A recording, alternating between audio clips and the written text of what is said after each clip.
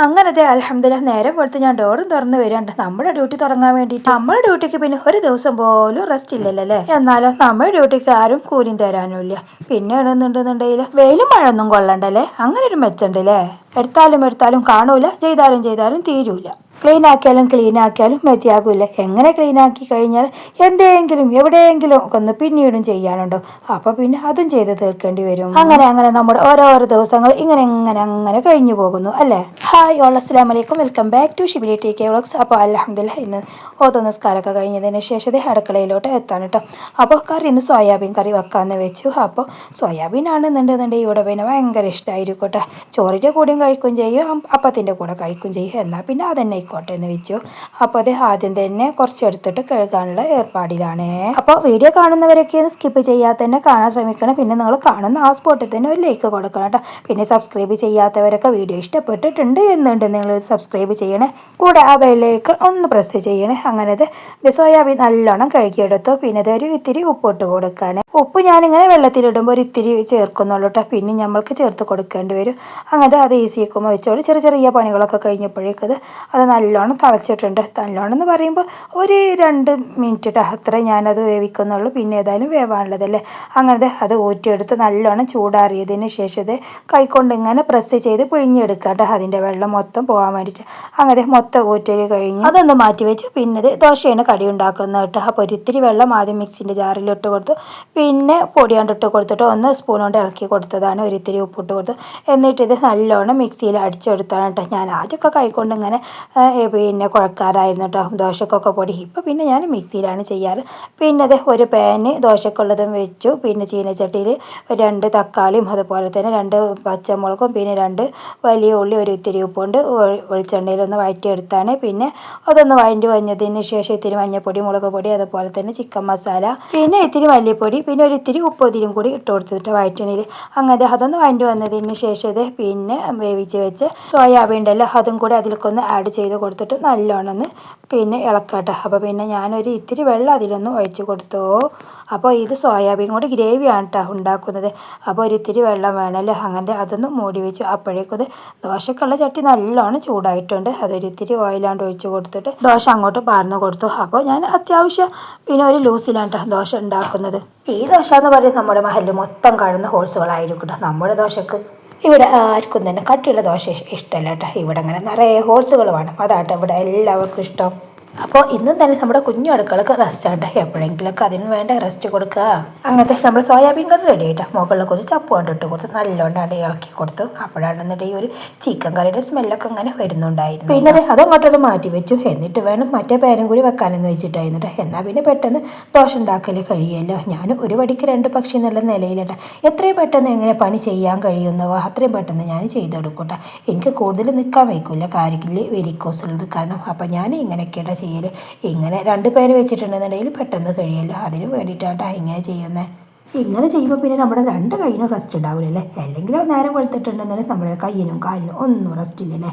അങ്ങനത്തെ ദോശ ഉണ്ടാക്കലൊക്കെ കഴിഞ്ഞതിന് ശേഷം ഇത് അടിച്ചു വാരാനാണ് പടിയില്ലേ. തുടക്കൽ പിന്നെ നേരെ അങ്ങനെ തുടച്ച പോലെ അടിച്ചു വാരാണ്. മുക്കിലും മൂലയിലും ജനൽമേലും ഒക്കെ ഉണ്ടാവുമല്ലോ ഓരോ പൂയികളും അതുപോലെ തന്നെ മാറാലകളൊക്കെ അടിച്ചു വാരുമ്പോൾ അതൊക്കെ ഒന്ന് എടുക്കണ്ടേ. അങ്ങനെ ആകുമ്പോൾ ടൈം പിടിക്കില്ലേ. തുടക്കാനാണെന്ന് വേണ്ടെങ്കിൽ നേരെ ഡയറക്റ്റായിട്ട് അങ്ങനെ തുടച്ച് പോന്നാൽ മതില്ലേ. അപ്പം ഇന്ന് ഷിബിനി മോൻക്ക് ഒരേ ഒരു ആഗ്രഹമായിട്ട് ഇന്ന് എൻ്റെ കൂടെ ചായ കുടിക്കുന്നു. അപ്പോൾ അവനിങ്ങനെ പറയുന്നുണ്ടായിരുന്നു. അപ്പോൾ പിന്നെ ഫിനിമോൾ ഏതായാലും മദ്രസ ഇട്ട് വന്നിട്ടില്ല. അപ്പോൾ ഞാൻ അവൻ്റെ കൂടെ ഒന്നിരുന്നു ഇന്ന് ചായ കുടിക്കാൻ. അവൻക്ക് ഏതായാലും ഒരാഗ്രഹമല്ലേ.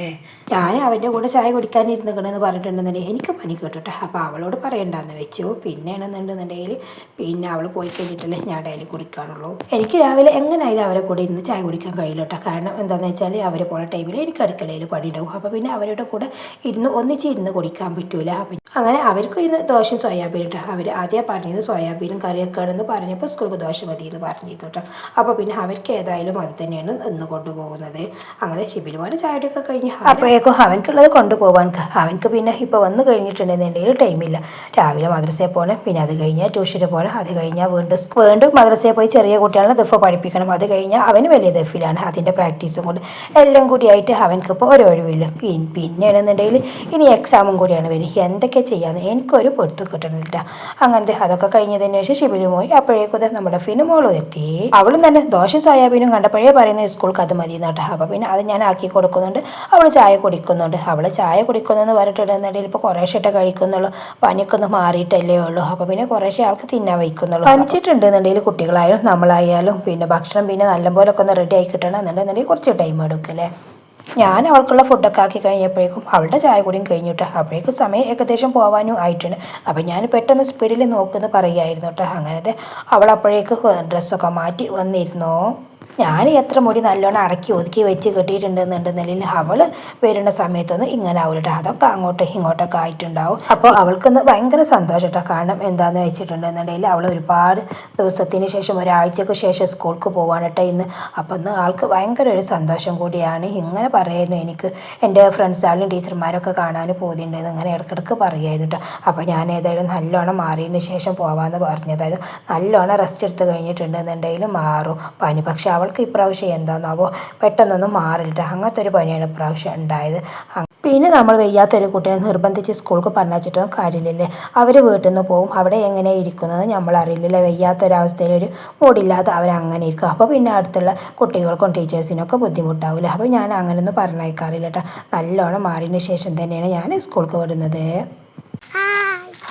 ഞാൻ ക്യാമറ ഓണാക്കി കഴിഞ്ഞാൽ അവർക്ക് ഒരു ഹായ് നിർബന്ധമാണ് കേട്ടോ. അങ്ങനത്തെ സ്കൂൾ വണ്ടി കാത്തുക്കണം. അവിടെ എത്തിയപ്പോഴേക്കും ആ സ്പോട്ടിൽ തന്നെ വണ്ടിയും വന്നു. വെയിറ്റ് ചെയ്ത് നിൽക്കേണ്ട ഒരവസ്ഥ ഒന്നും വന്നില്ല കേട്ടോ. അങ്ങനത്തെ അവൾ പോയി കഴിഞ്ഞു. അതിനുശേഷം വീട്ടിലെത്തി. പിന്നെ എൻ്റെ വേറൊക്കെ ആയിട്ടുണ്ടായിരുന്നില്ല. അപ്പം ഞാൻ ചായ കൂടി കഴിഞ്ഞതിന് ശേഷം തുടക്കാണേ. അപ്പം ഇന്ന് ദോശയും സോയാബീനും ഉണ്ടാക്കിയത് കുറച്ച് ചോറുണ്ടായിരുന്നു. അപ്പോൾ അത് മതി ഉച്ചയ്ക്ക് എന്ന് വെച്ചു. പിന്നെയാണെന്നുണ്ടെങ്കിൽ ഇക്ക ചോറിനില്ലേനു കേട്ടോ. അപ്പോൾ പിന്നെ അതൊക്കെ മതിയല്ലോ, ഞാൻ ഒറ്റയ്ക്കല്ലേ ഉള്ളൂ. അങ്ങനത്തെ തുടക്കലൊക്കെ കഴിഞ്ഞതിന് ശേഷം അലക്കാനുണ്ടായിരുന്നു കേട്ടോ. കുറച്ച് അലക്കാനുണ്ടായിരുന്നുള്ളൂ. അപ്പോൾ പിന്നെ അതൊക്കെ കല്ലിൽ തന്നെ അലക്കിടാമെന്ന് വെച്ചു. അപ്പോൾ ഇന്ന് രാത്രിയൊക്കെ ഫുഡൊന്നും ഉണ്ടാക്കേണ്ട ആവശ്യമില്ല കേട്ടോ. കാരണം എന്താ വെച്ചാൽ പള്ളിയിൽ, നമ്മുടെ അടുത്തുള്ള പള്ളിയിൽ അവിടെ ബദറാണ് കേട്ടോ. അപ്പോൾ പിന്നെ അവിടുന്ന് ചോറ് കിട്ടും. അപ്പോൾ രാത്രിയൊക്കൊന്നും ഒരുക്കേണ്ട ആവശ്യമില്ല.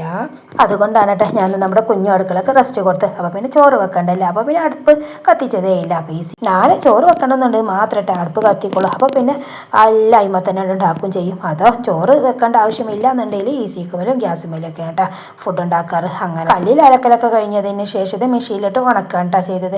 ഇപ്പൊ പിന്നെ ഇടക്കൊക്കെ വെയിലുണ്ടല്ലോ. അപ്പൊ ഞാൻ അധികവും കല്ലിൽ അലക്കിയിട്ട് മെഷീനിലിട്ട് ഉണക്കാറാണ്. പിന്നെ അത് വാഷിംഗ് മെഷീനിൽ ഉണക്കാനിട്ടുകൊണ്ട് കുളിക്കാൻ നിന്നു. കുളിയും കഴിഞ്ഞ് ഇറങ്ങിയപ്പോഴേക്കത് അത് വന്നിട്ടുണ്ട് കേട്ടോ.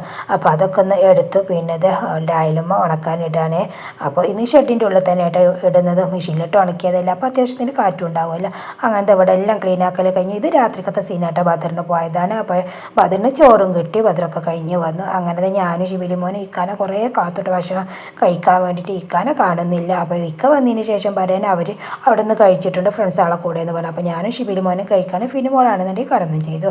അവൾ അവിടെ നിന്ന് നെയ്യപ്പും ചായയും കുടിച്ചിരുന്നിട്ട്. അപ്പോൾ പിന്നെ അവൾക്കൊന്നും വേണ്ടാതെ അവൾ അങ്ങനെ കിടന്നുറങ്ങി. അവൾക്ക് പോകാനൊക്കെ ഭയങ്കര ഇൻട്രസ്റ്റ് ആയിരിക്കട്ടെ. എന്നോട് പറയും എനിക്ക് ഉറക്കം വന്നിട്ടുണ്ടെന്ന്, ഞാൻ ചെയറിലിരുന്ന് ഉറങ്ങിക്കൊണ്ട്, പക്ഷേ ഞാൻ വരുമ്പോൾ നടന്നുകൊണ്ടെന്ന് പറയും. അപ്പോൾ ഞാനും തന്നെ അങ്ങനെയാണെന്നുണ്ടെങ്കിൽ ഓക്കെ പോകാമെന്നും പറയും. അപ്പോൾ ഇതൊക്കെയാണ് നമ്മുടെ ഇന്നത്തെ കുഞ്ഞു വീഡിയോ. അപ്പോൾ മറ്റൊരു വീഡിയോ കാണാൻ മതി വരെ എല്ലാവർക്കും അസ്സലാമു അലൈക്കും വറഹ്മത്തുള്ളാഹി തആല വബറകാതുഹു.